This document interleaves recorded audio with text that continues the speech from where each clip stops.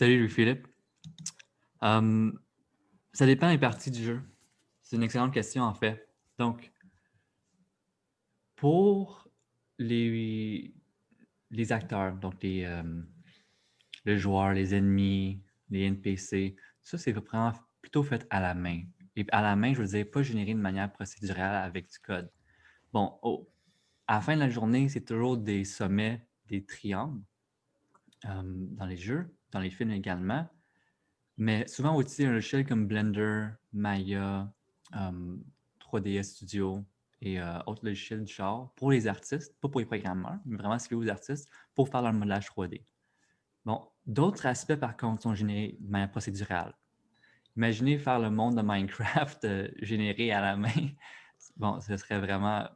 Ça serait vraiment chiant pour de vrai.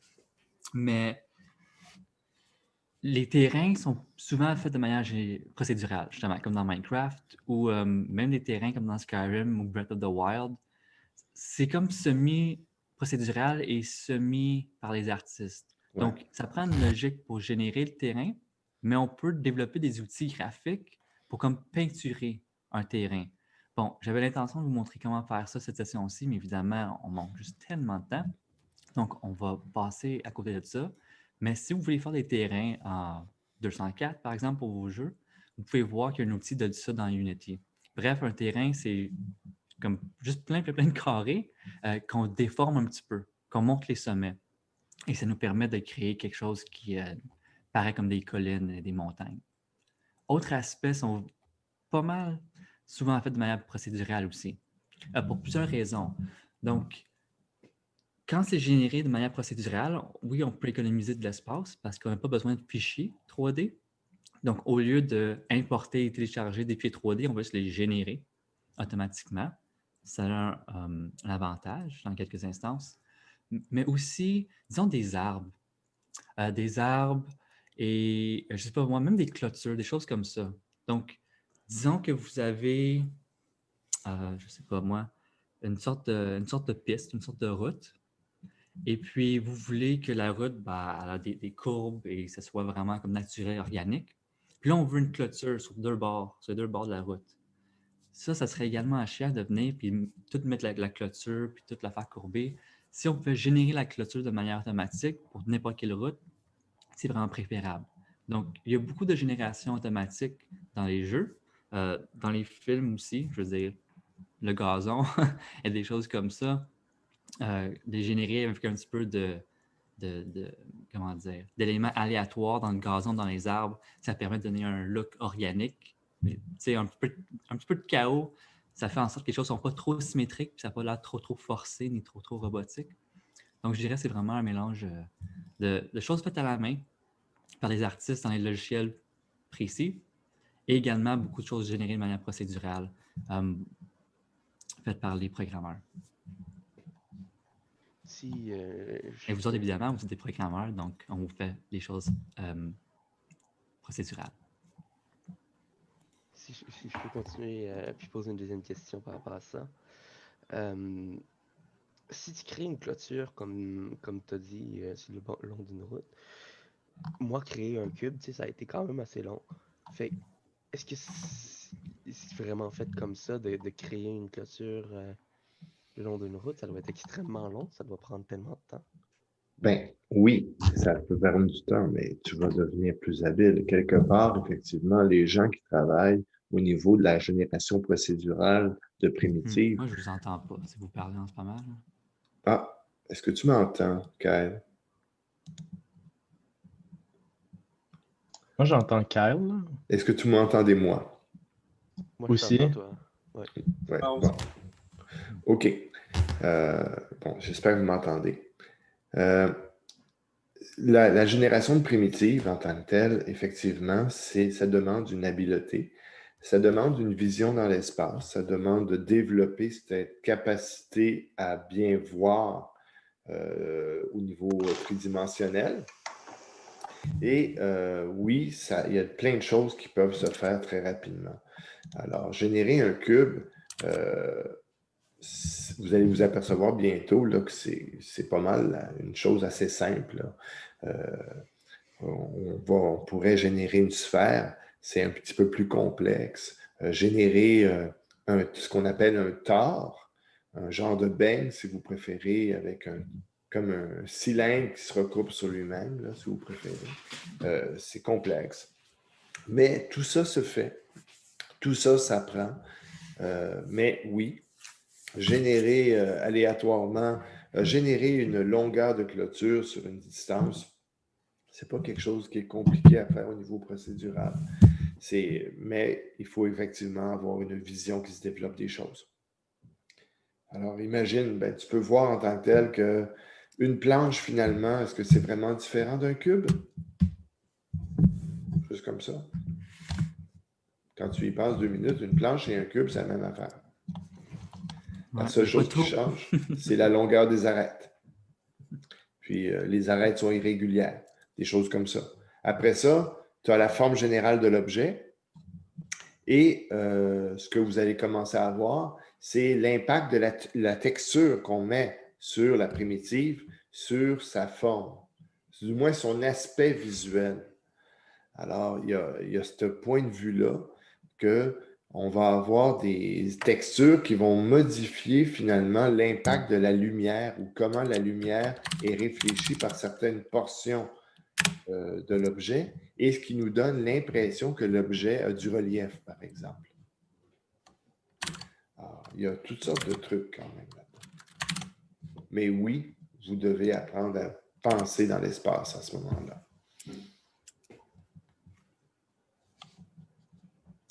OK, nous sommes 33 participants, il est 10 heures. On va commencer.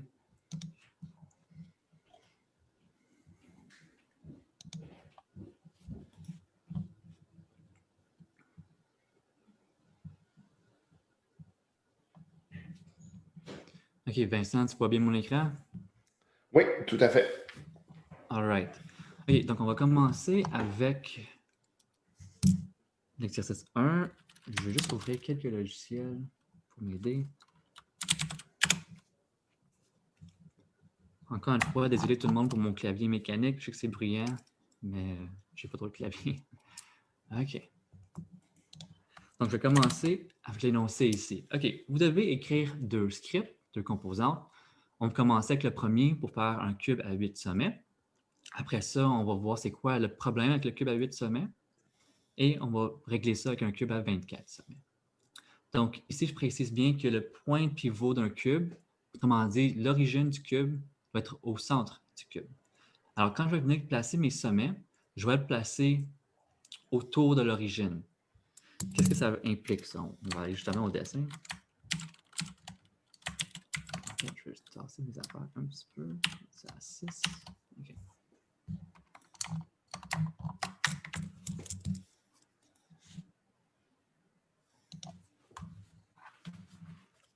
OK, donc disons que ici, c'est mon origine. Donc ça va être mon point de pivot, autrement dit. Et on va commencer en 2D. Je vais essayer de dessiner. Oh.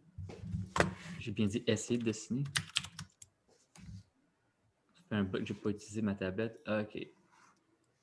Bon, on va dire que ça, c'est l'axe X, ça, c'est Y. Puis ici, j'ai l'origine.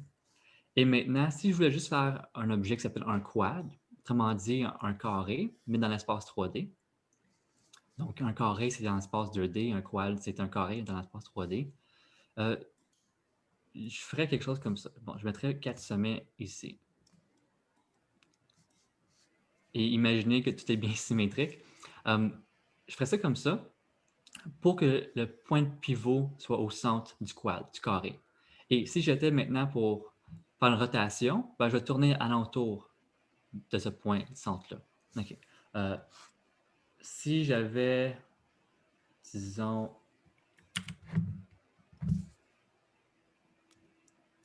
un sommet là, un sommet ici, un sommet là, un autre sommet là, pour une autre sorte de quad. Bon, j'attacherai mes triangles comme ça.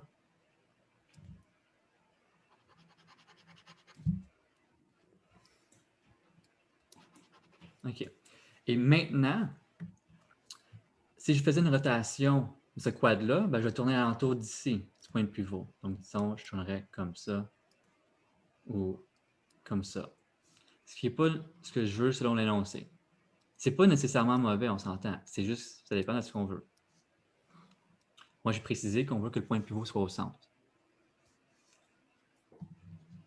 Une autre chose par rapport à l'origine, dans Unity, la position qu'on voit dans l'inspecteur, donc la position locale ou même la position du monde, est toujours donnée par rapport à l'origine, ce qui est censé.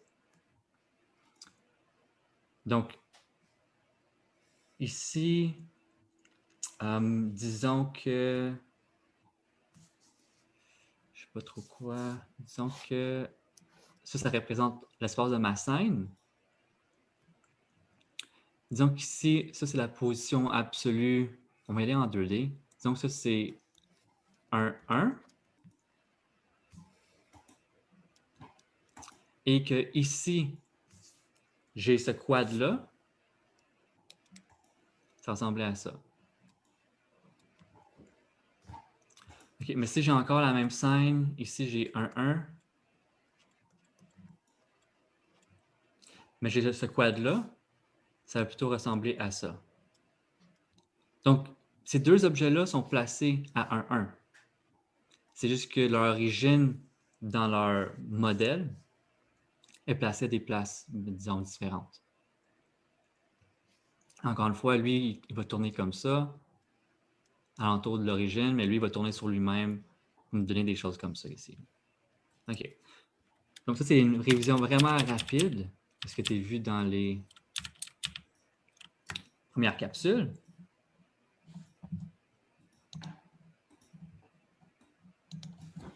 On va aller dans un espace 3D maintenant. Je pense que j'ai ça à quelque part. Oui, ici.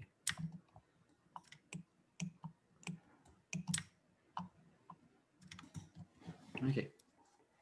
En fait, c'est peut-être un peu trop gros.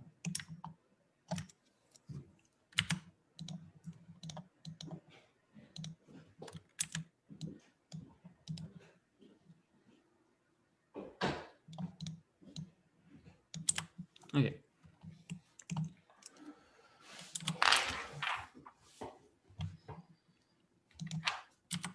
Donc, comme j'ai écrit dans l'énoncé, l'exercice, lorsqu'on commence à développer des modèles, c'est toujours bien de les dessiner. Donc, ici, j'ai mon point d'origine, 0, 0, 0. Et en fait, si je place mon origine là, ça va être difficile à voir mon cube.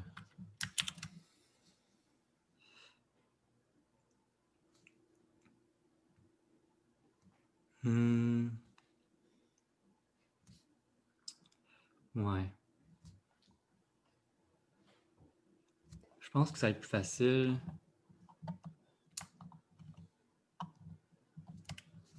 Je vais commencer en dessinant mon cube. Disons que je vais dessiner ici.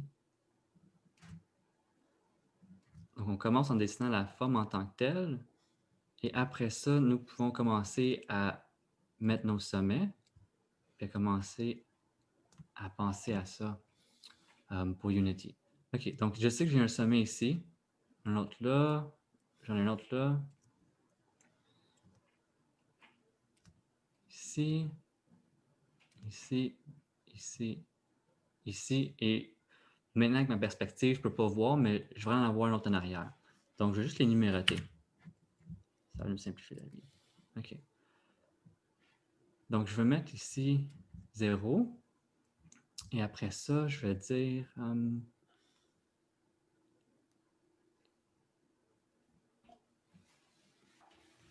OK, ouais. Je vais mettre 0 ici. Je vais mettre 1 là.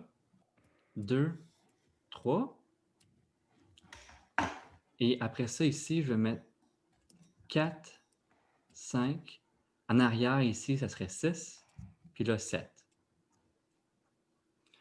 J'ai choisi un ordre qui est la suivante. Donc, disons que je commence en haut à gauche. Je fais en haut gauche, en haut droite, en haut en bas à gauche, en bas à droite. Puis après ça, je vais en arrière puis je fais la même chose.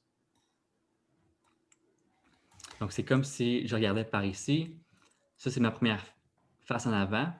Comme j'ai un carré ici, je mets 4 sommets. Puis après ça, je vais en arrière de la distance, la dimension d'un cube. Donc, disons D, je vais en arrière, puis je fais la même chose. En haut à gauche, en haut à droite, en bas à gauche, en bas à droite. Donc, oui, je peux les placer d'une manière un petit peu plus chaotique. Je vais faire 0, 1, 2, 3, 4, 5, 6, 7. J'aurais pu faire quelque chose d'aléatoire. Mais j'ai choisi d'aller avec une ordre qui suit certains patterns faciles à identifier. Puis on va voir pourquoi j'ai fait ça un peu plus tard. Et oui, disons qu'au centre du cube, c'est mon origine. Donc, l'origine n'est pas ici. Ça serait à quelque part au centre de mon cube. OK. Et oui, je disais bien que ça serait une distance D. Si je ne me trompe pas dans l'énoncé, nous donnons la distance en paramètres.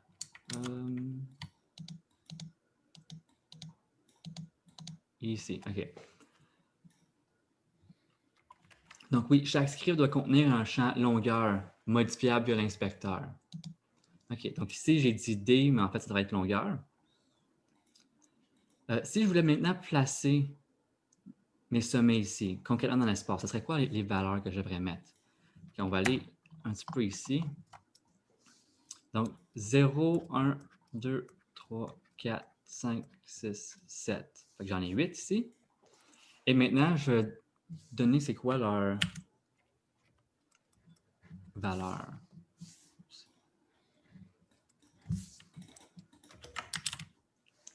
Donc, 0, ça devrait être quoi? OK, ben, si mon origine est au centre, je veux être en haut et à gauche, mais également un petit peu par en avant.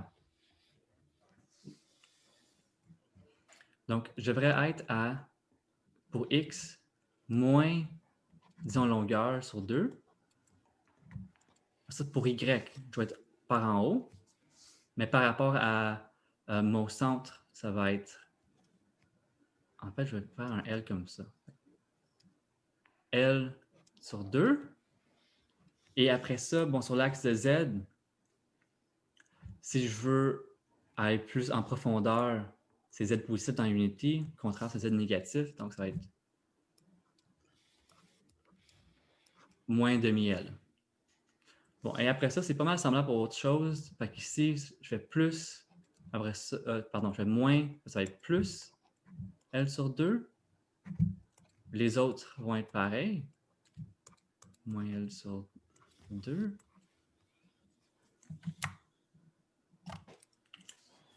Après ça, ici, je m'en vais en bas pour mon 2. Fait que là, c'est moins L sur 2. Oups. Après ça, Y, ça va être moins maintenant. L sur 2. Je suis encore sur le même plan Z. Je suis encore sur le même plan ici. Vous avez encore moins L sur 2. Puis ici, maintenant, ça va être plus L sur 2. Ça reste pareil. Ces deux coordonnées-là restent pareilles. Donc, moins L sur 2. Moins L sur 2. OK. Et avant de passer, disons, au quad ou au carré en arrière, encore une fois, selon cette perspective-là, je vais juste prendre un moment pour réaliser un pattern ici. Donc, sur X, pour 4 sommets, mon pattern de X, c'est moins, plus, moins, plus. OK.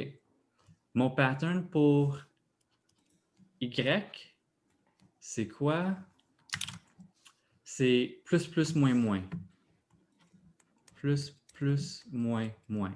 Et pour Z, c'est moins, moins, moins, moins. OK. On va continuer. Ici, pour les 4 autres en arrière, ça va être quoi? Ça va être moins L sur 2. On va continuer avec les X en gaillette. Ici, ça va être plus L sur 2. Après ça, 6 en arrière, moins L sur 2. Puis bref, je veux juste vous montrer que le pattern continue. C'est plus, moins plus, moins plus, moins plus, moins plus, etc. Pour Y, ça va être quoi le pattern ici? OK, ben ça va être L sur 2, parce qu'on est en haut. Encore L sur 2 pour le cinquième. Après ça, en bas, fait que moins L sur 2. Puis ici, finalement, moins L sur 2 encore une fois. Puis on suit notre pattern. Plus, plus, moins, moins, plus, plus, moins, moins. Et finalement, pour Z, ben maintenant, on est plus en arrière. Donc, au lieu d'être moins L sur 2, ça va juste être L sur 2.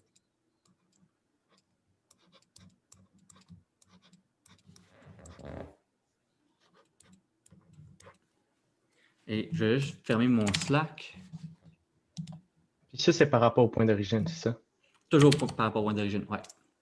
Et mon Exact. point d'origine, c'est au centre de mon cube.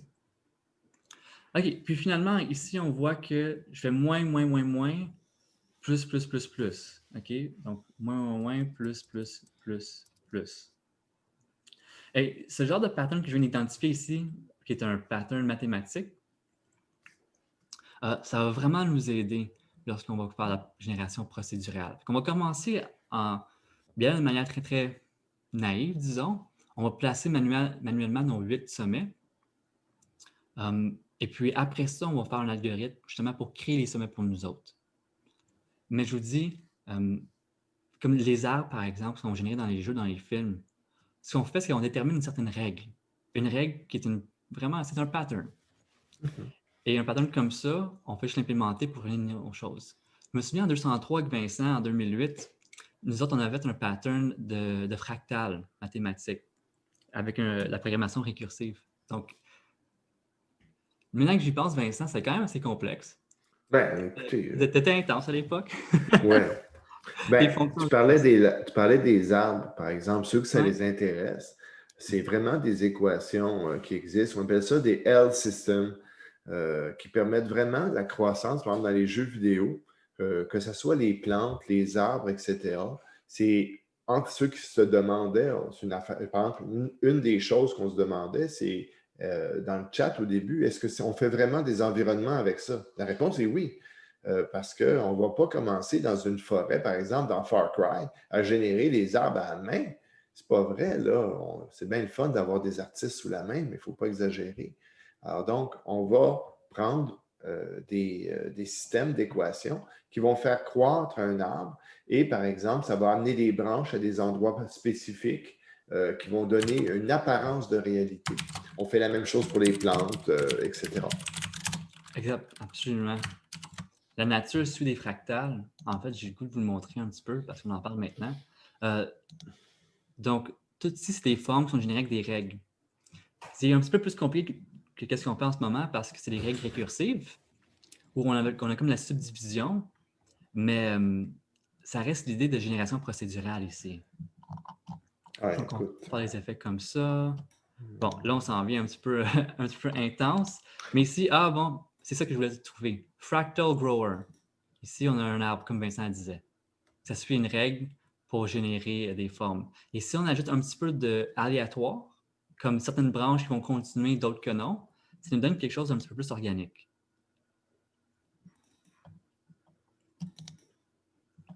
Et c'est justement un L-system. Ça, c'est du lichen, c'est dans la végétation sous la mer pour des jeux comme Subnautica. C'est fait comme ça. Ouais, ben, j'ai un exemple d'ailleurs, Kyle, ça te donne, si tu me laisses le share, là, Ouais, vas-y. j'ai un exemple justement de fractal. Je pense que je suis capable de retrouver là. Ouais, là, voilà. Attends, je vais juste partager, je vais juste m'assurer de partager ça. Mais c'est un exemple avec Unity, justement. Je vais le partager. Vincent, je pense qu'ils ont fait des ils ont fait du fractal en algèbre linéaire. Ouais. Alors, écoute, je vais partager mon screen, un de mes écrans. Dès que possible. Je ne sais pas pourquoi il s'arrête là. Attendez.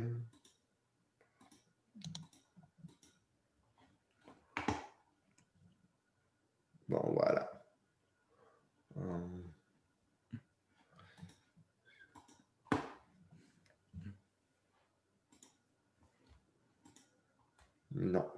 Attendez, donnez-moi 2 secondes, je ne partage pas le bon écran. Bon, ça va être correct là. OK. Et je vous partage. Donc, si vous voyez bien ici une fractale, c'est une fractale générée par Unity. Donc, c'est vraiment, ici, c'est basé sur des sphères. Et à des endroits spécifiques de la sphère, je génère d'autres sphères. Et pour faciliter notre vie, ben, j'ai également ajouté des rotations sur chacun des axes. Mais ici, j'ai juste décidé combien de niveaux de récursion j'avais. Alors, si on regarde comme il faut, je pense qu'ici, j'ai juste 4 niveaux de récursion. Mais j'aurais pu prendre chacune des petites boules terminales et encore lui associer une sphère. Alors, ça, c'était donc une façon de faire ça. Je me souviens plus. As-tu le pinball, Vincent? Les pinballs, je dois Le avoir ça. pinball, la PQ qu'on a faite Oh mon Dieu. avec le tuyau. Ouais, bonne question. Attends une seconde, là, on va sortir ça de là. Les pinballs, je dois avoir ça. On a fait ça en 2018, je pense. Ouais. Ouais. On sera pas là.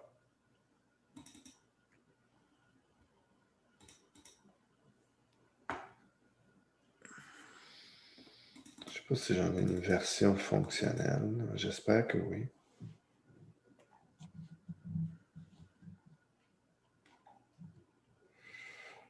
Ah, écoute, je n'ai pas de version fonctionnelle de 2018, je vois de compiler. OK, pas de Alors, je ne me problème. lancerai pas là-dedans. Non, on n'a pas le temps nécessairement. On n'a pas le temps de ça. Mais oui, on a des versions de ça quelque part. Là. C'est juste que je les ai archivées. De toute façon, on leur montrera bien de la génération dynamique pour la PFI. Hein? Oui. Ben justement, je vais leur montrer un exemple, mais c'est pas vraiment grave. OK.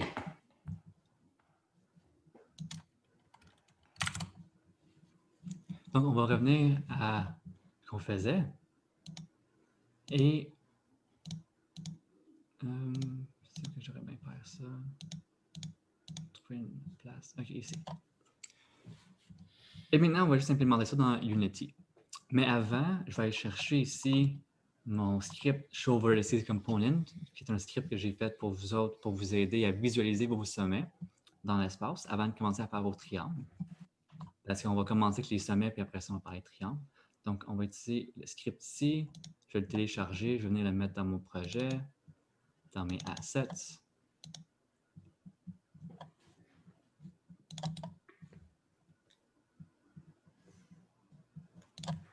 Parfait.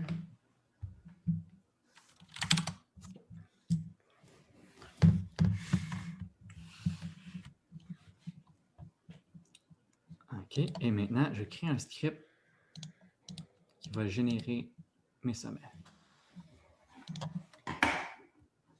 Donc, je vais appeler ça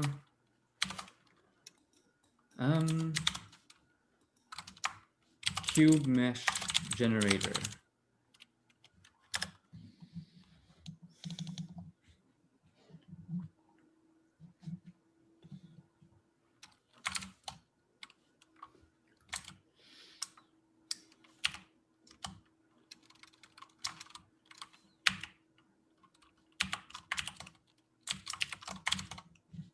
OK.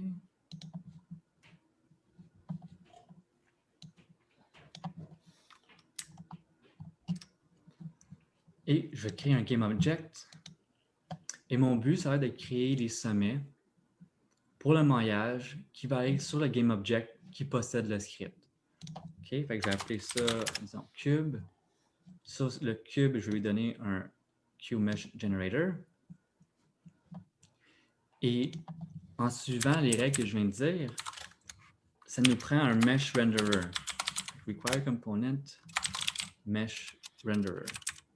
En fait, type of mesh renderer. Type of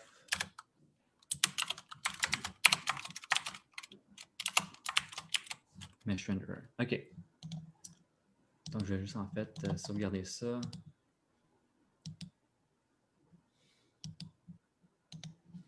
Je vais venir le remettre. OK. En fait, ça va me prendre quelque chose d'autre ici. Ça me prend un mesh renderer pour afficher le maillage que nous allons créer. Mais ça nous prend également un mesh filter pour contenir le maillage que nous allons créer. Donc, mesh filter. OK.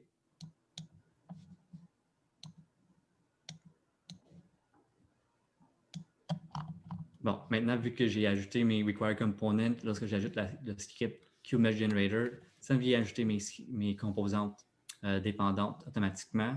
Et justement, si je veux enlever le mesh filter, ça ne me permet pas.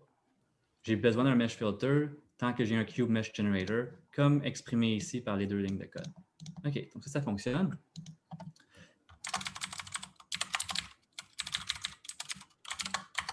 Maintenant, dans mon awake, private void awake, mon but va d'aller chercher une référence au mesh filter. Je vais garder ça en mémoire ici. Fait que private mesh filter, je vais appeler ça MF. Et je dis que MF égale getComponent mesh filter. Donc, la raison pour laquelle nous avons besoin du mesh filter, c'est que le mesh filter possède .mesh. Et là, je peux lui donner un nouveau mesh. Donc, c'est ça notre but final avec le script, c'est de lui donner un mesh. Nous avons vu à travers les capsules qu'un mesh est une structure de données qui contient les sommets, les triangles, les normaux et d'autres choses comme les UV également. Donc, notre but final, c'est de faire égal un mesh ici. Donc, je vais créer une fonction qui va créer un mesh. Donc, private mesh, generate mesh. Et en fait, je vais aller plus précis que ça. Generate cube mesh, qui va prendre en paramètre float length, donc la longueur. C'est notre L qu'on a vu plus tôt. Donc, je sais qu'au final, c'est ce que je veux. Generate cube mesh, je vais donner une longueur que nous pouvons décider via l'inspecteur. Donc, je vais mettre un public float ou un serialized field, en fait. Pourquoi pas? Je vais mettre un serialized field pour suivre ce qu'on fait habituellement. Donc, un serialized field. Ici, private float longueur. Longueur par défaut va être de 1, mais nous pouvons changer dans l'inspecteur. OK. Donc, ici, j'envoie longueur à ma fonction. Là, je viens de réaliser que je mélange anglais et français. On va être constant. Ici, ça va être length. Bon. Donc, toute ma logique va se faire principalement ici dans Generate QMesh. Qu'est-ce que je dois faire ici? Bon, je vais commencer en créant un mesh. Donc, mesh, je vais appeler QMesh, ou en fait juste Cube, pour être moins redondant, égale nouveau mesh.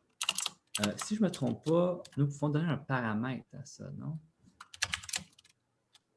Peut-être pas, OK. Et au final, je vais return mon cube. Qu'est-ce que je dois faire entre ce temps-là? Je dois générer mes sommets et je dois également générer mes triangles. On va commencer avec les sommets.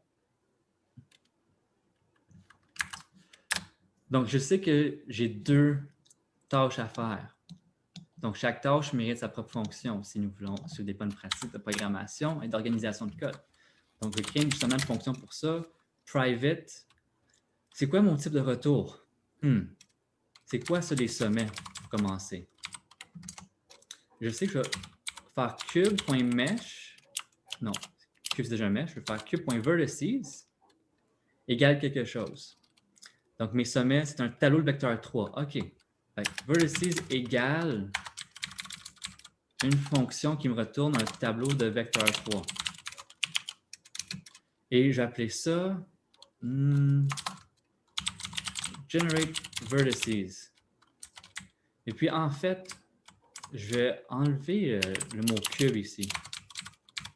J'enlève le mot cube parce que c'est pas nécessaire. Ma classe s'appelle Cube Mesh Generator. J'ai déjà de contexte cube ici. Donc, pas besoin d'être très redondant, juste pour être verbeux. Donc, Generate Vertices. Et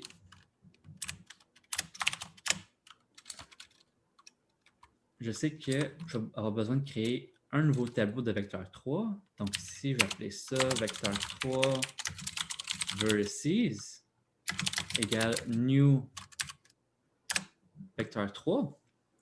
Ça me prend combien de sommets? Bon, pour l'instant, c'est notre version à 8 sommets. Donc, je vais écrire 8 ici. Ça serait possible de créer dans le même script un script qui génère la version 8 sommets ou 24 sommets. Mais juste pour simplicité, on va y aller avec un 8 hard-codé pour l'instant.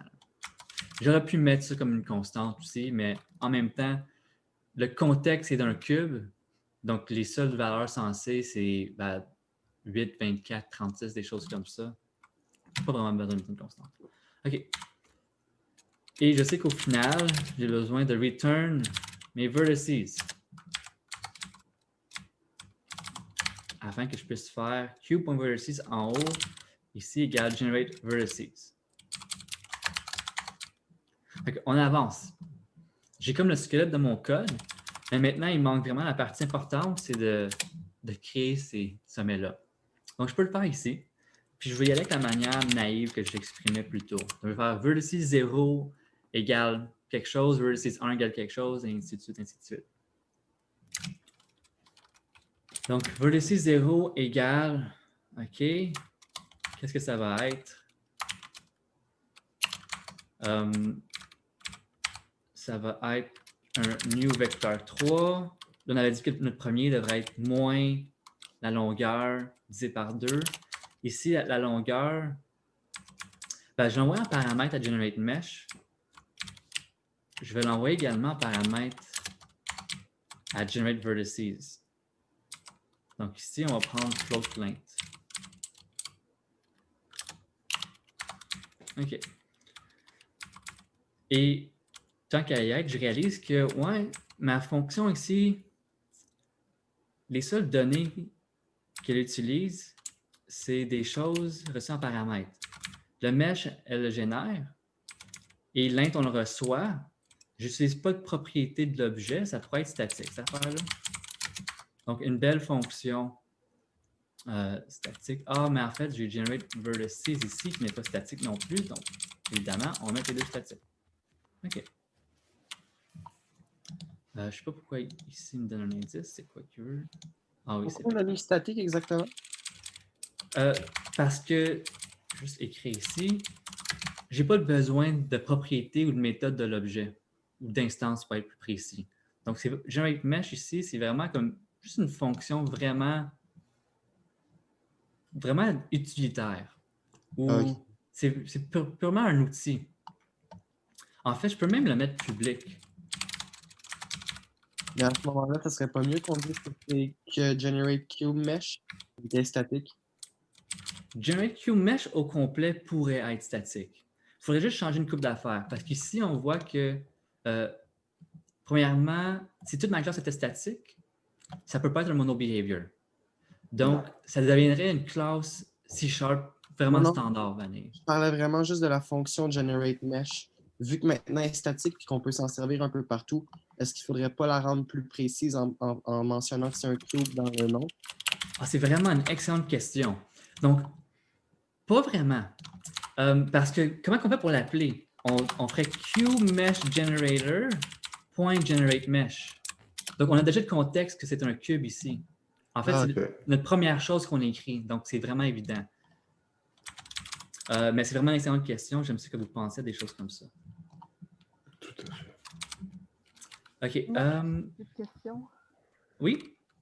Si on met un serialized field length, pourquoi est-ce qu'on passe une autre length encore? Si on le fait en private mesh, on n'aurait pas besoin de créer une nouvelle donnée. On se servirait juste de notre serialized field. Oui, mais on ne pourrait pas avoir ça statique. Exactement. Oui, c'est sûr. Ouais. Donc, c'est un équilibre. À mon avis, puis je pense que l'avis de Vincent aussi, puis l'avis de mes collègues au cégep à l'université, c'est préférable d'utiliser statique lorsque c'est possible. Bon, On n'utilise jamais assez statique dans les c'est classes. ça. C'est une des, je dirais, une lacune de l'enseignement de la POO. On insiste, on n'a pas le temps d'insister assez sur le statique et ça fait en sorte qu'on multiplie inutilement les attributs et les propriétés de la classe parce que finalement, ils ne nous servent qu'à passer de l'information entre les méthodes, alors un paramètre pourrait suffire avec une statique. Exactement. Donc, je sais, en 202, j'essaie d'exprimer cette idée-là beaucoup, mais c'était vers la fin de la session. On manque de temps. Oui, mais aussi avec le COVID, c'était difficile. Donc, sentez-vous pas très, très mal si statique, c'est pas évident quand l'utiliser. Vous devez comprendre les mécaniques de statique, comment l'utiliser, mais quand l'utiliser, c'est sûr que c'est plus difficile, ça vient avec la pratique. Puis surtout avec le COVID, la session dernière, j'imagine que ça n'a pas été vraiment acquis pour tout le monde. Mais c'est pour ça que cette session-ci, j'essaie de mettre plus d'accent sur statique. Et je veux également mettre l'accent sur le fait que plein de techniques que vous avez vues en 201, comme justement toutes vos fonctions étaient statiques, parce que vous créez plein de petites fonctions qui faisaient des petits calculs ici puis là, vraiment, vraiment polyvalentes. Même si vous avez eu un cours de PO, ce que vous avez vu en 201 reste valide. PO n'est pas la seule méthode de faire les choses. En fait, il n'y a personne qui fait tout purement PO parce que ça ferait un programme vraiment chaotique. Donc, comme une règle d'or pour les fonctions statiques, c'est vous posez la question, est-ce que ma fonction utilise les propriétés de l'objet? Comme ici, si j'avais fait en sorte que ma fonction GenerateVertices utilisait directement la propriété de l'objet length, ça ne peut pas être statique. Donc, on commence par ça, puis après ça, on se pose une deuxième question. OK, si j'utilise quelque chose de l'objet, est-ce que c'est nécessaire d'utiliser quelque chose de l'objet? Est-ce que ça rend l'utilisation de la fonction dans plein de cas que je peux imaginer plus facile? Donc, il faut vraiment se poser plein de questions lorsqu'on écrit du code. Ça demande beaucoup de réflexion et d'analyse. Puis ça vient avec la pratique, ces choses-là. Pour moi et pour Vincent, c'est pas vraiment important si vous pouvez prévoir tous les contextes. C'est plutôt important pour nous autres si vous faites juste vous poser des questions comme vous faites ce matin. Vraiment, c'est ça qu'on veut le plus. Parce qu'il y a trop de programmeurs qui existent qui ne se posent pas de questions. C'est bon, c'est juste parce que c'était pas fait comme ça dans les vidéos, fait que là, j'étais un peu mélangée, mais c'est bon. Ah, je me souviens pas comment c'était fait dans les vidéos. C'est sûrement plus simple, oui. Donc, désolé pour la dissonance entre les vidéos et ce que je fais ce matin.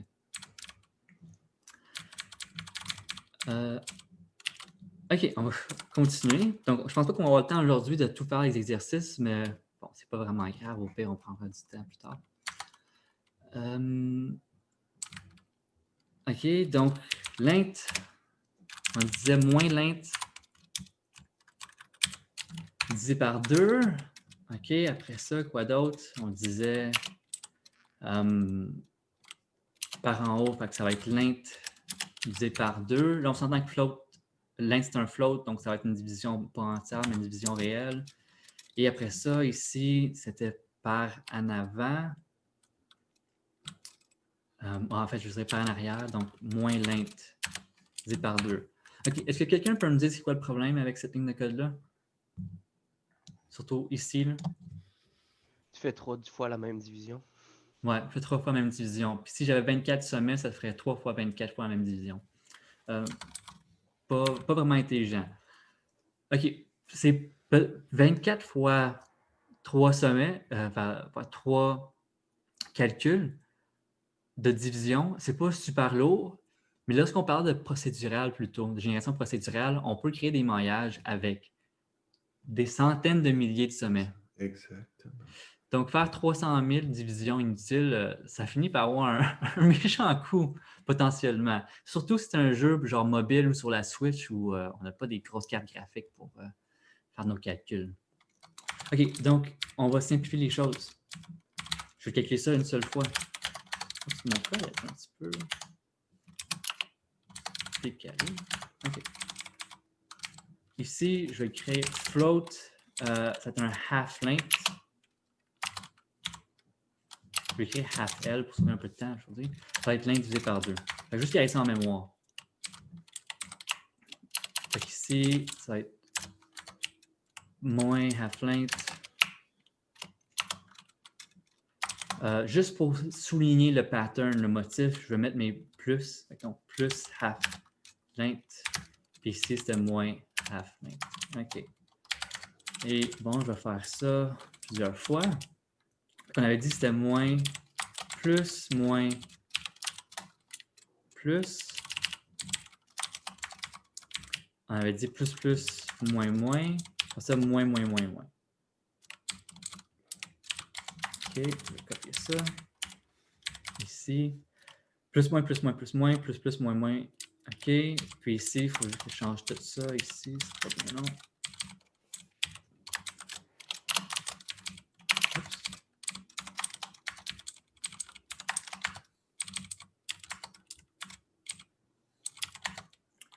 Et finalement,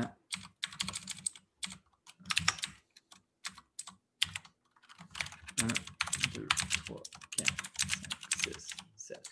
OK.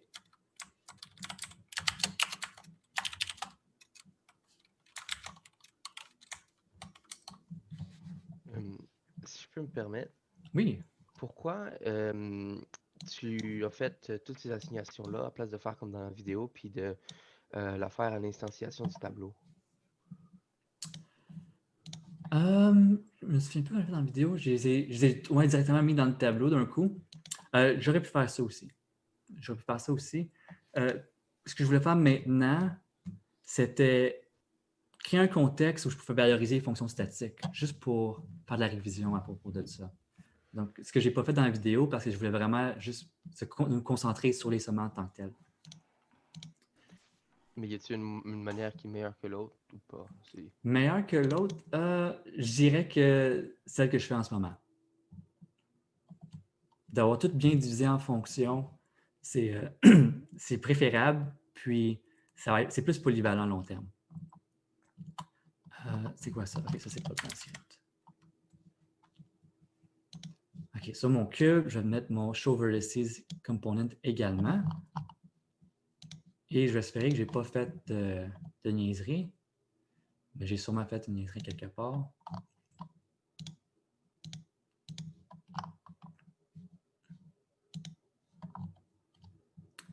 OK, donc qu'est-ce que j'ai oublié de faire?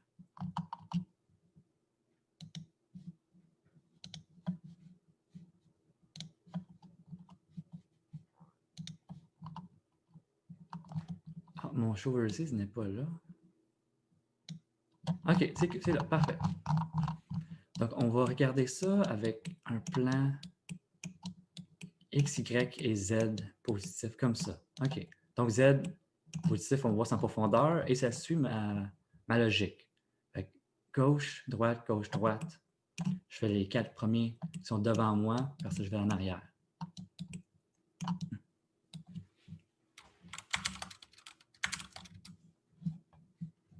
Maintenant, on va faire ça d'une manière un petit peu plus intelligente. On va utiliser une boucle for pour générer nos mêmes sommets.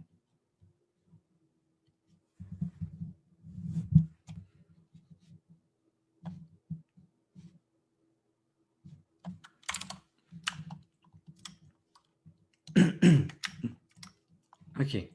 Donc, dans la vidéo, si j'ai placé tous mes sommets manuellement au début, ça ne me permet pas justement de venir créer une boucle for. Donc, en fait, ça répond plus directement à la question pourquoi est-ce que je préfère la version ici, c'est que je peux créer une boucle for pour générer mes 8 sommets. OK, donc for int i égale 0, i plus petit que 8, je vais avoir 8 sommets, plus i, qu'est-ce que je veux faire? Je vais placer le i sommet. Donc, sommet 0 jusqu'à sommet 7. Puis là, je vais écrire ici un vecteur 3 qui suit mon pattern. Donc, je vais juste mettre ça en commentaire pour l'instant en bas. Comme ça, nous pouvons voir notre pattern, notre motif. Donc, si j'étais à 0, je veux moins half-length ici, plus half-length ici, puis moins half-length ici. On va commencer en se concentrant juste sur X. On va essayer de trouver un pattern mathématique qui nous permet de faire moins plus, moins plus, moins plus, moins plus, moins plus. Donc, est-ce que quelqu'un a une idée de comment je pourrais faire ça? On peut se servir des modulos, non? On pourrait se servir des modulos. Donc, ça serait quoi Moi, un modulo? à la 2, ben, quand, mettons, on met les exposants, des fois, Yes, OK. on faisait ça. Yes. Fait qu'on va utiliser un truc mathématique. Donc, j'ai jamais essayé que modulo. C'est possible, si je ne me trompe pas intuitivement, mais je pense encore plus intuitif d'y aller avec un truc mathématique, les exposants. Donc, si je fais mathf, pas what, mais mathf, point power, si je prends moins 1, puis je le mets à la i, donc disons i c'est 0, moins 1 à la 0, ça va me donner 1, c'est pas ça que je veux, mais si je fais i plus 1, fait que moins 1 à la 1, pour le premier sommet, ça me donne moins 1.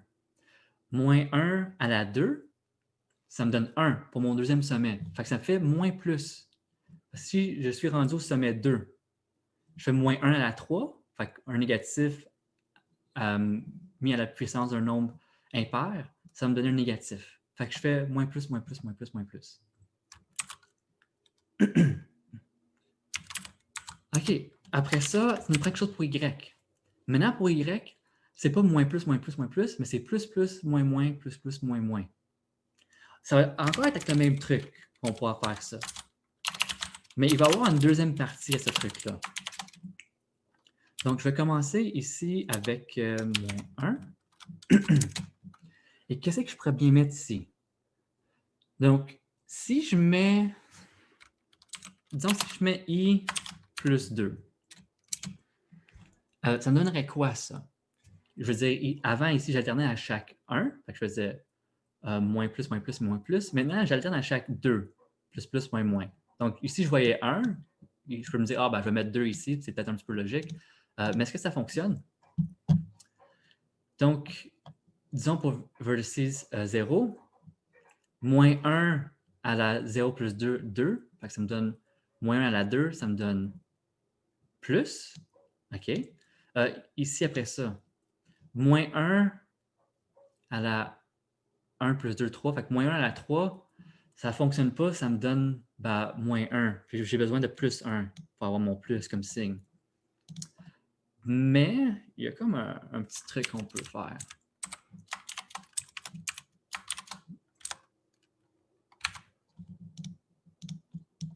Oups. Convert to X, non. OK. Si je fais ça, qu'est-ce qui se passe? Disons que i c'est 0, donc je vais faire moins 1 à la 0 plus 2.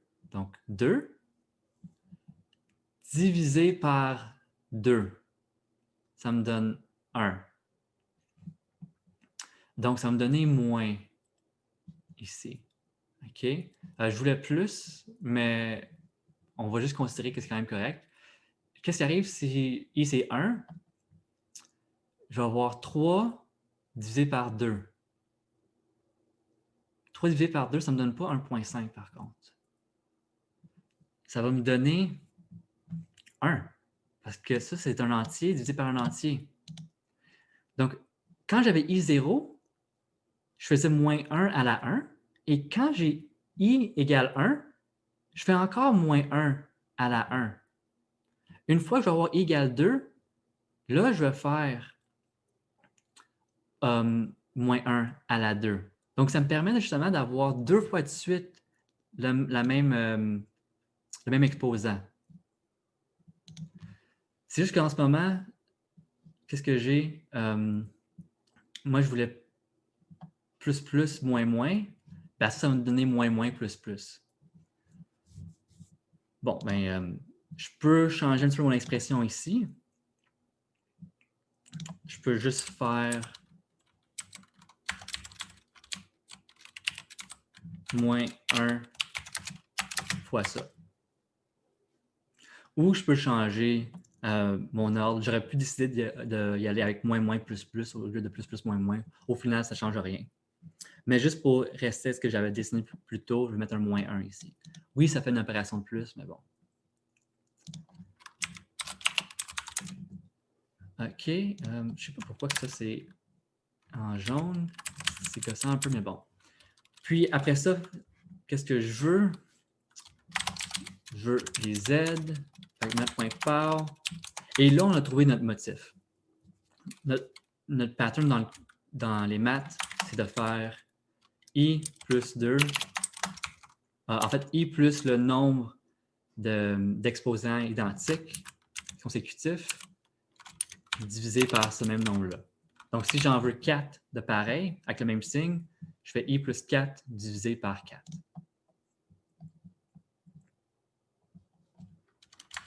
Et en fait, tout ça devient une ligne.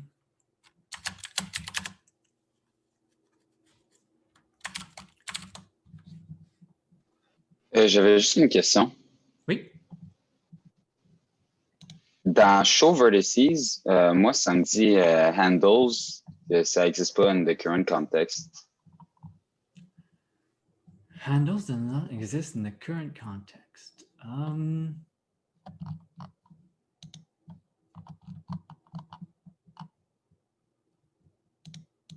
Qu'est-ce qu'il pourrait bien faire, ça? Je crois que dans ton Unity, tu as besoin de cocher ici Gizmos. C'est peut-être ça le problème. Mais j'ai jamais vu ce problème-là auparavant. Donc, je ne peux pas nécessairement dire que c'est ça. C'est peut-être lié au code, mais je ne sais pas. On pourrait voir un petit peu. Parce que je l'ai. OK. Oui, parce que ça pourrait être long à diagnostiquer le problème. Là. Donc, Show Vertices, c'est sûr que c'est un outil intéressant pour nous aider à développer, mais il n'est pas nécessaire au moins pour créer le cube. C'est vraiment qu'un outil de visualisation. Et en parlant de visualiser nos sommets, en ce moment, je ne les vois pas. Donc, qu'est-ce que j'ai fait d'incorrect ici?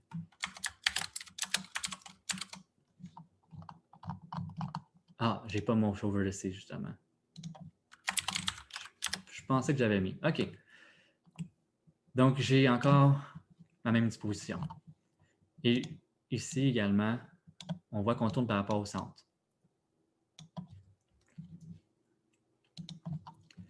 Donc, ça fonctionne. Maintenant, on va y aller avec les triangles. Avant de faire notre cube à 24 sommets, on va faire des triangles. Donc, ça va me prendre une fonction, ici, je vais faire cube.triangles, une fonction pour générer mes triangles. Generate triangles.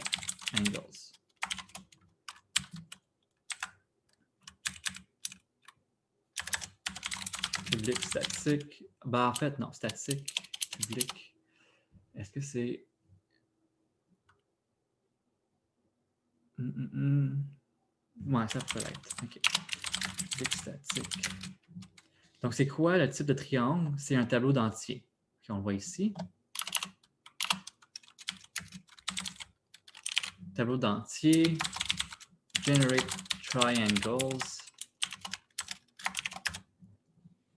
Et je pourrais également encore les faire à main. Je pourrais dire, OK, triangle. Je pourrais mettre, disons, mes sommets. Je pourrais mettre...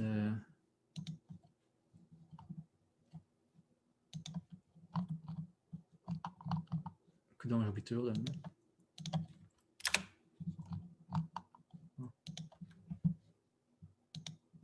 Non, évidemment, je n'ai pas fini mon code.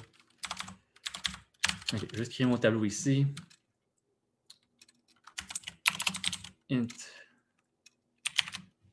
tableau triangles return triangles. OK.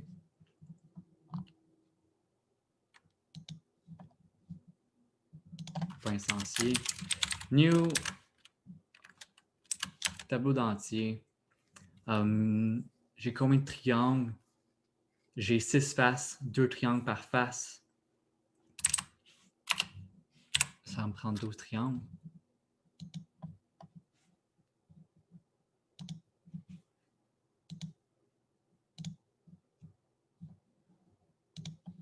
Bon, enfin. OK. Donc, oui, je peux mettre des valeurs hard-codées dans mon tableau. Je préfère 0, 1, 2. Après ça, je pourrais dire 1, 3, 2. Là, je suis rendu à 6 entiers. Puis après ça, je peux aller en arrière puis en mettre 6 autres pour faire mes 12 sommets pour créer tous mes triangles. En fait, non, c'est 12 fois 3. Parce que là, j'ai juste dit 2 faces, mais j'en ai plein d'autres à mettre. Donc, pour une face de mon carré, en fait, je vais le dessiner, je ne sais pas.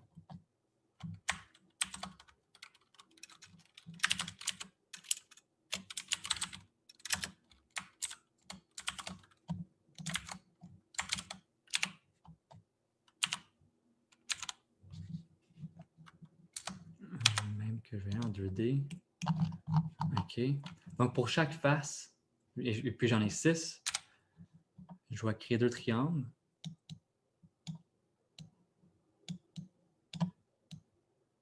OK. Et puis, donc j'ai besoin de... oups, c'est quoi? C'est F8? Ouais, OK. Ça me prend combien de sommets pour une face d'un cube? Ça me prend 1, 2, 3. Après ça, ça va me prendre une autre 4, 5, 6. OK.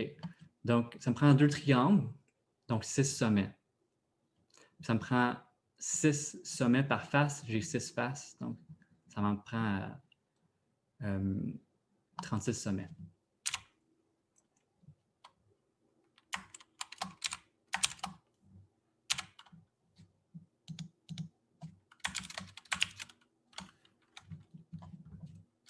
Donc, c'est 12 fois 3.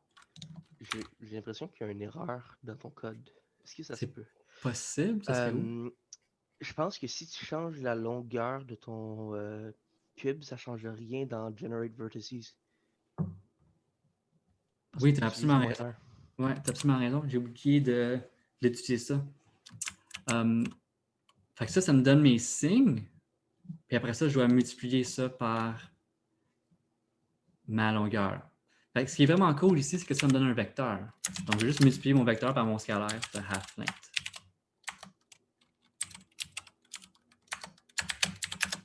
Donc, ici, ça me donne tous mes signes.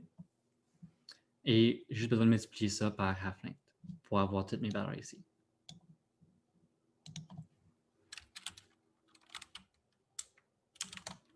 Donc oui, bien vu.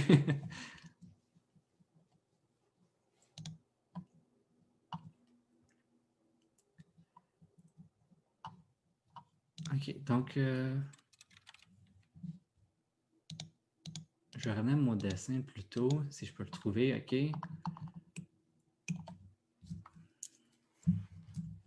Et puis, je pensais un petit peu à comment faire mes... Oups.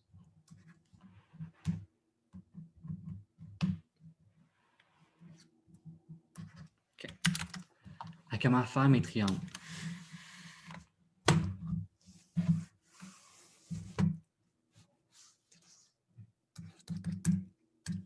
Ma tablette, elle bug un peu.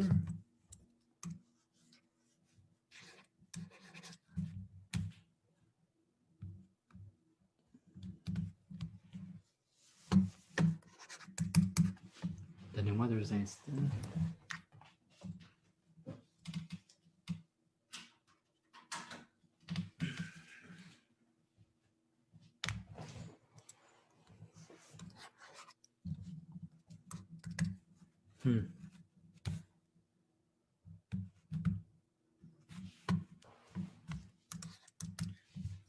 Bon, ben, RIP la tablette graphique. Je vais aller avec la souris dans ce cas-là. OK. Donc, on va connecter ici 0, 1, 2. Donc, je vais avoir 0, 1, 2 comme mon premier triangle. Après ça, qu'est-ce que je vais faire?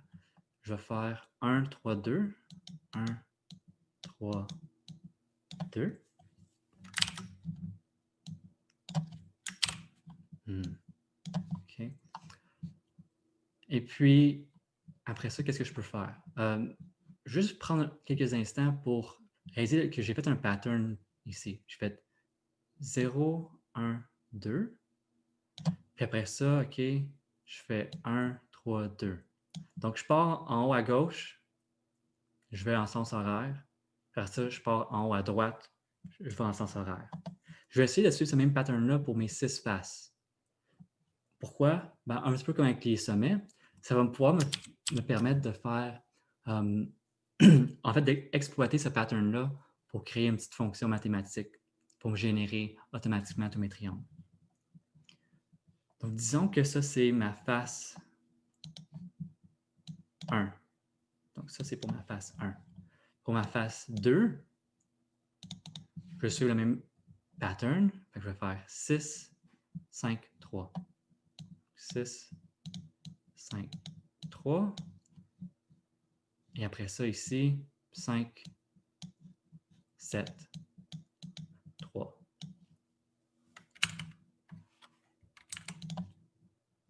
OK. Et on va prendre un instant pour essayer de voir si dans ces nombres-là, on a un autre motif qu'on pourrait exploiter. Donc, pour chaque face, je vais avoir 6 sommets. On a-t-il une relation entre les triangles ici? Fait que je vois que j'ai 0, 1, 2, 1, 3, 2. OK. 0, c'est quoi, disons, par rapport au triangle sur lequel je travaille présentement? C'est 1. Donc, j'ai dit triangle, mais je voulais dire face. Je reste sur ma face 1. Pour me rendre à 0, ben, je fais, disons, 1 moins 1, j'ai 0. Donc, si je prends le numéro de ma face, puis je fais moins 1, ça me donne mon premier triplet pour mon premier triangle de mes 2 triangles pour ma face. Puis ici, si je prends 1, puis j'utilise 1 comme point de départ pour mon deuxième triangle, ça fonctionne aussi. Donc, je peux me dire que, c'est cool, je peux me faire une fonction avec une boucle for qui va itérer à travers mes 6 faces. Donc, je vais avoir i, disons, on commence à 1 pour suivre ce que j'ai ici. Je vais avoir de i égale 1 jusqu'à i égale 6 pour représenter mes 6 faces. Puis pour chaque face, je vais mettre 6 sommets qui sont composés de 2 triplets pour 2 triangles. Puis je me dis, OK, c'est cool. Donc, si je suis à ma face i, je fais juste i moins 1, je pars de là pour ce triplet-là. Puis je fais i, puis après ça, je ferai i plus 2, puis après ça, i plus 1 pour ces deux nombres-là. Là, j'arrive à ma deuxième face. Si je fais 2 moins 1, ça ne me donne pas 6. Ça me donne 1. Puis ici, 2, c'est pas égal à 5. Ce pattern-là ne fonctionne pas. Si on continue par contre avec la troisième face, peut-être que ça va nous aider. Fait que ça, j'avais dit c'était 2. Puis après ça, disons 3, ça serait en arrière ici.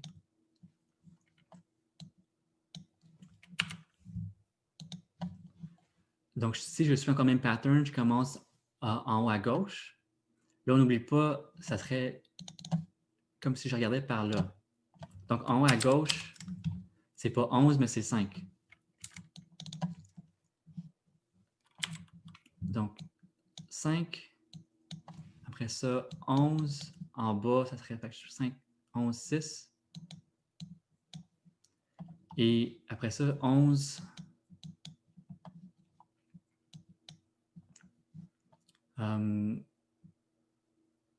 11, 6, 7, je pense. Ouais. Est-ce que ça suit mon pattern? J'ai...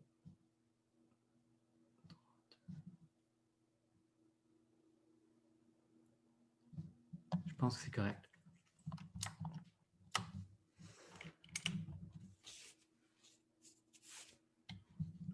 OK. Maintenant, j'ai plus d'informations pour essayer de trouver un motif. Si je vais...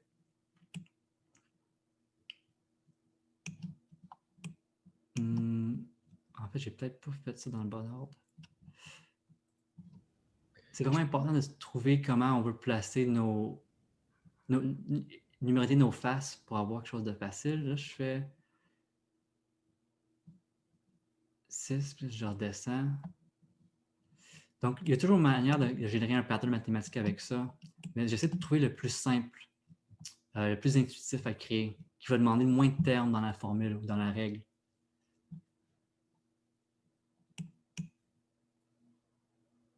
Est-ce que, je pense que quelqu'un allait dire quelque chose? Oui, ben j'allais dire que pour la troisième phase, ça serait 5, 11, 7. 5, 11, 7. Ok, je pense que je me suis trompé, hein? Merci. 5, 11, 7. Moi, ça suit justement le pattern ici. 2, 2, 3, 3, 7, 7. OK. Bon, on va essayer d'y aller avec ça quand même, là. Donc, si je fais... Comment je pourrais aller de 2 à 6? Il va quand même respecter de 3 à 5 puis de 1 à 0. Bon, ça risque d'être quand la face est impaire qu'on a besoin de faire un petit quelque chose.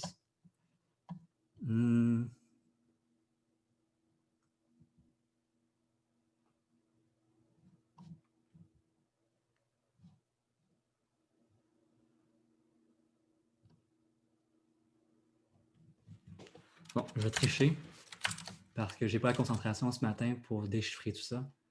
Je vais aller juste aller voir la solution que j'avais.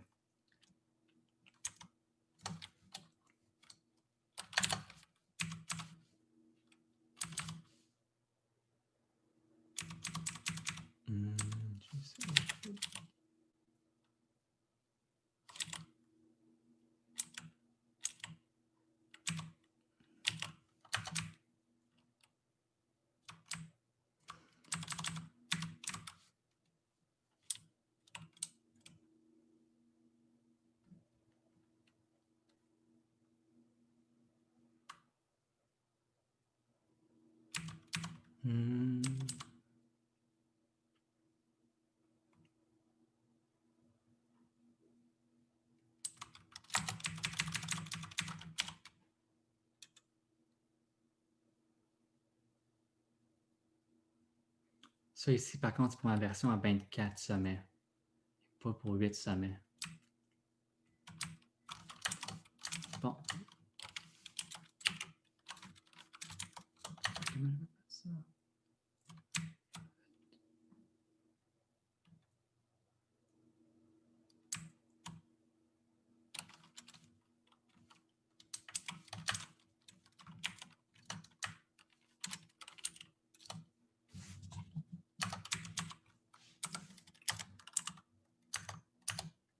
Bon, pour l'instant, on va juste les hard-coder afin d'avoir quelque chose de visible avec 8 sommets.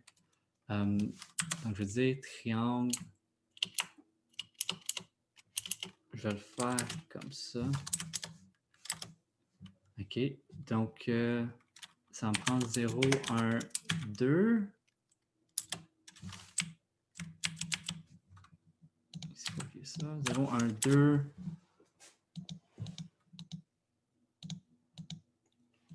1, 3, 2.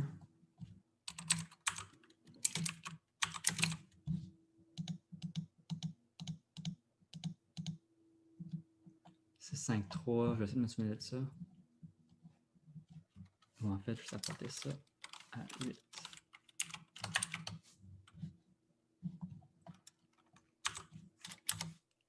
Six, 5, 3, 5, 7, 3.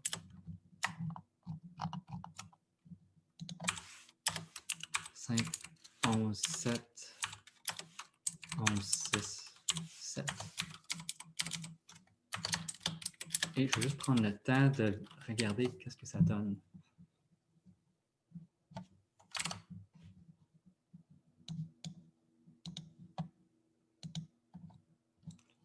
Ah, ici, je vois qu'il y a 54 messages dans le chat que je n'ai pas vu. Vincent, c'est-tu correct dans le chat?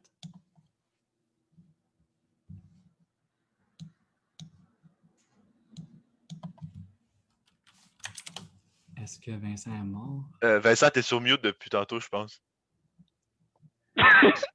Excusez. Dans le chat, ben écoute, il y a pas mal de niaisage, Kyle. OK. Alors, j'ai perdu le compte à un moment donné. OK, donc je vais juste je vais fermer mon pas beau dessin.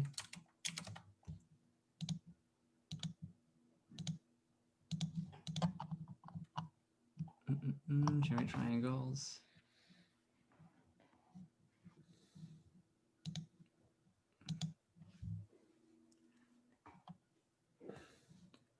Index count 18, vertex count 8. Ah, pourquoi j'ai mis 11 ici? J'aurais juste 8 sommets. C'est quoi ça, 11? Où c'est que j'ai sorti ça?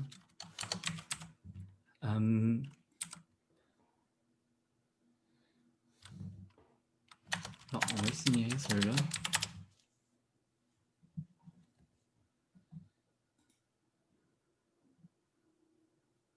J'ai aucune idée de savoir pourquoi j'avais écrit 11. Si vous n'avez pas remarqué, tout le monde, je ne suis pas à 100% en ce moment. ma vitesse n'est pas excellente. OK, bon, ici, je vois que j'ai 3 triangles. Et comme vous avez vu dans la capsule, je ne peux pas voir en arrière. Parce que je me suis assuré d'y aller en ordre sens horaire. Donc, ici, on voit sens horaire. J'ai fait...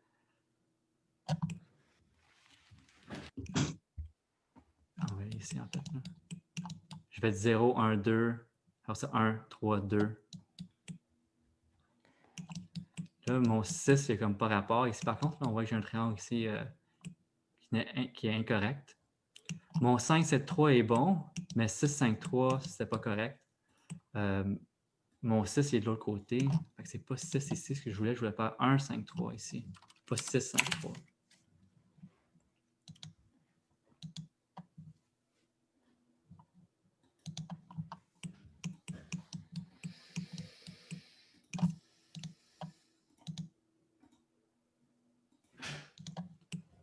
Ah, c'est pas sauvegardé ici. Je vais essayer.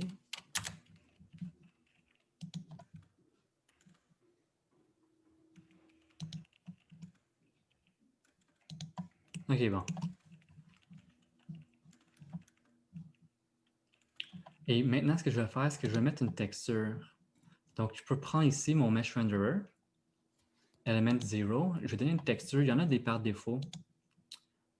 Quand je dis texture, réellement, c'est des matériaux. Donc, je vais avoir Default Material ici. OK. Et ça me donne ça. Si je prends le cube de Unity, par contre, en haut, ça ne me donne pas pantoute la même chose. Ça, c'est parce qu'il nous manque quelque chose de vraiment important dans notre script ici. C'est de générer les normaux. Donc, vous avez vu c'était quoi les normaux dans une des capsules. Ici, c'est normals. Recalculate normals. OK, je vais réessayer maintenant.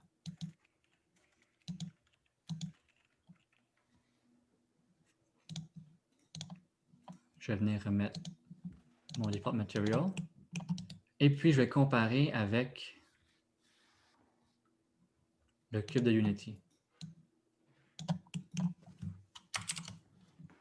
Donc, c'est plus proche, mais on voit que le shading, ça ne fonctionne pas. Ici, ça paraît lisse. Mais ici, on dirait vraiment que, oui, nous avons nos coins, c'est un cube parfait. Donc, si je regarde en Shaded Wireframe, là, maintenant, ça paraît plus que oui, c'est vraiment pas une courbe, mais deux faces qui sont sur deux plans distincts. Mais vu que j'ai un ombrage ou un shading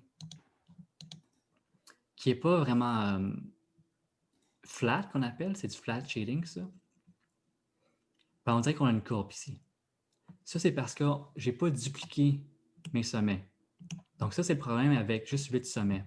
C'est que, comme vous avez vu dans la vidéo, Ici, j'ai juste un sommet par coin, ce qui fait en sorte que j'ai juste un vecteur normal. Et si je n'ai pas 3 vecteurs normaux pour 3 sommets distincts, ce que j'ai comme normal, c'est juste une approximation. Pas une approximation, en fait, c'est une moyenne. Donc, ça fait comme une moyenne. Donc, au lieu d'avoir ici un normal par en haut, un autre ici qui sort comme ça, puis un autre ici qui sort comme ça, j'en ai rien qu'une ici. Puis, c'est la moyenne entre ces trois-là. On peut voir ça de même. Donc, ça m'en donne un petit peu plus bizarre. Puis, c'est pour ça que ça nous donne l'impression que c'est courbé ici. On peut utiliser ça à notre avantage, évidemment, pour justement créer des courbes. Comme sur les sphères, c'est ça qu'on veut. Mais ici, pour un cube, surtout un cube comme celui de Unity, ça ne fonctionne pas. Donc, c'est pour ça qu'il faut aller avec 24 sommets pour avoir nos 24 normaux.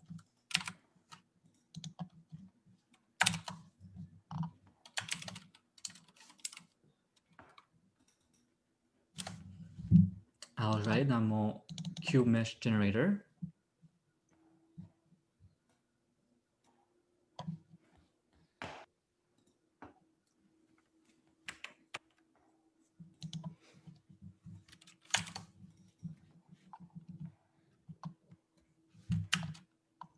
Et on va venir créer plus de sommets. Maintenant que nous avons ça ici, on peut pas mal plus se simplifier la tâche. Là, imaginez si j'avais 24 sommets et je devais faire ça à main. Ça serait vraiment pas le fun. Donc là, j'ai mes 8 sommets. On va juste venir les voir encore une fois.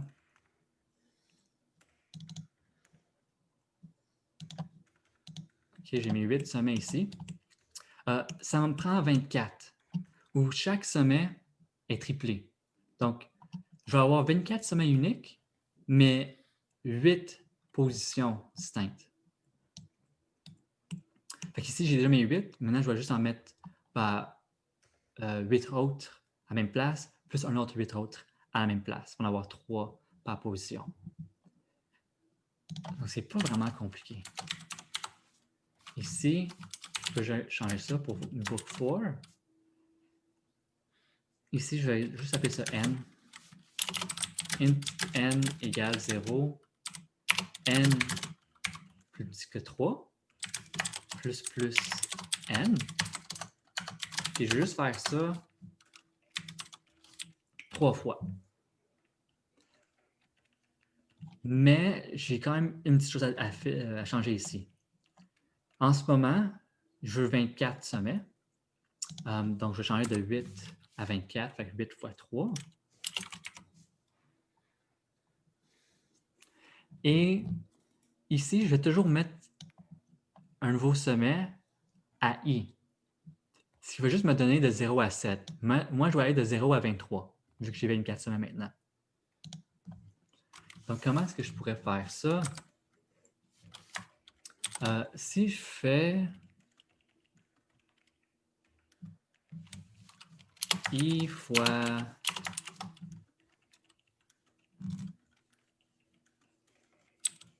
n, ça ne fonctionne pas. Donc, disons que je suis à n0, tout fonctionne. Rendu à n1, je vais faire 0 fois 3. Donc, i0 fois n, disons n est égal à 1, excusez. Fait que 0 fois 1, ça donne 0. Je vais encore affecter le sommet 0. C'est pas ce que je veux maintenant. Je veux affecter le sommet 8. Qu'est-ce que je dois faire? Ça serait pas plus n fois 8? Yes. Plus n fois 8. Si on regarde ça maintenant, si n est égal à 0, ça me donne 0, fait que ça fonctionne de 0 à 7. Si n est égal à 1, je vais faire 1 fois 8. Disons mon i est égal à 0, fait que 0 plus 8, ça me donne 8. Je commence à la bonne place. On va essayer ça.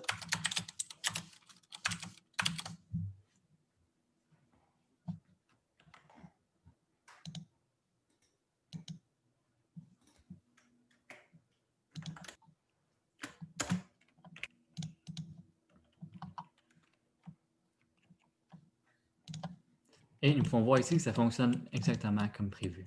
Donc maintenant, j'ai mes 3 sommets par position unique. Pour mes triangles, par contre, le peu de triangles que j'ai fait, de quoi ça a l'air, ça?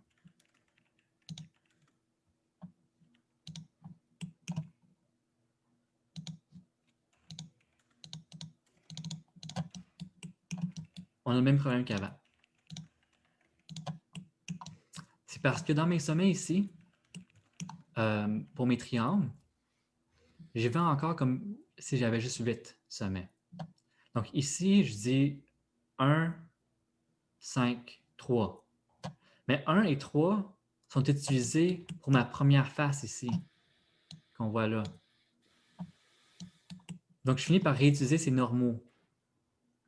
Mais là, je veux un autre sommet. Ici, au lieu d'utiliser 1 et 3, je vais prendre 9 et 11. Donc, je vais prendre les normaux pour un autre sommet.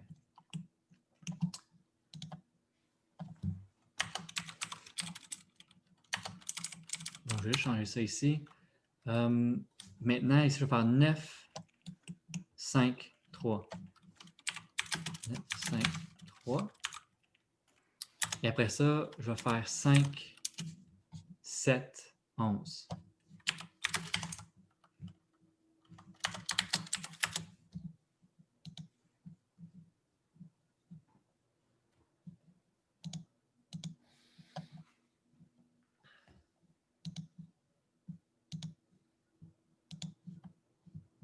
Je vais juste mettre ça par défaut, ça va être plus facile.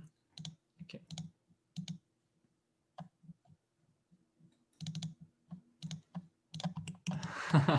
OK, il y a quelque chose que, évidemment, j'ai pas fait d'être correct.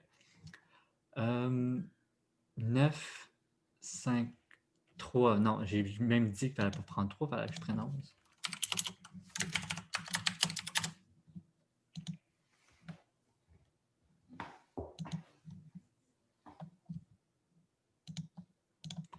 Bon, enfin, maintenant, je peux voir que c'est flat comme shading.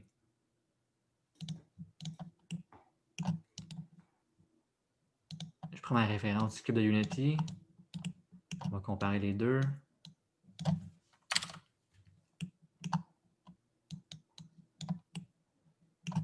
Et c'est pas pire du tout. Donc, l'idée, ça serait de maintenant juste trouver une formule pour nos 24, une formule pour créer nos triangles avec 24 sommets. Ce qui demande également une sorte de réflexion qu'on a fait plus tôt avec les sommets, donc de trouver juste un pattern mathématique. C'est plus facile de juste décider une sorte de règle, de l'appliquer sur chaque face de manière consistante, écrire tous les chiffres justement, puis après ça, essayer de trouver un motif. Fait que papier et crayon, on sort un certain motif en analysant nos données. Donc, je sais que je n'ai pas eu le temps de faire les UV. Je n'ai même pas eu le temps de faire les triangles ce matin. Ce que je vais essayer de faire pour vous autres, c'est de ne pas prendre du temps au prochain cours pour faire la correction, ou en fait, juste pas vraiment une correction, mais je voudrais dire pour vous montrer une solution. Je vais essayer d'enregistrer une capsule pour vous autres, par contre, la semaine prochaine. Comme ça, vous allez pouvoir utiliser ça comme référence pour la PFI. Donc, je me répète, je ne vais pas prendre du temps la semaine prochaine pour faire ce genre d'exercice pour l'exercice 2. Ce que je vais faire à la place la semaine prochaine, c'est juste vous présenter la PFI. Ben, moi et Vincent allons nous présenter la PFI, comme ça vous allez pouvoir commencer le plus rapidement possible. Et également, je vais vous enregistrer une capsule qui va être plus cohérente que ce que j'ai fait ce matin pour les autres exercices sur l'infographie. OK, Vincent, avais-tu quelque chose à ajouter? Non. Écoute, moi, je leur suggère vraiment de prendre note de ce que tu viens de faire parce qu'évidemment, ça va avoir un impact réel dans la PFI. Puis, vous allez vous apercevoir aussi, un cube, là, c'est pas pour rien qu'on répète les sommets, là. Je pense que Kyle vous l'a bien montré. Ça, vous allez voir pourquoi, en tant que tel, même si ça a l'air d'un gaspillage de sommets, ça n'en est pas un au niveau visuel. Par contre, évidemment, si votre but était simplement de faire un collider cubique, effectivement, 8 sommets, c'était bien correct.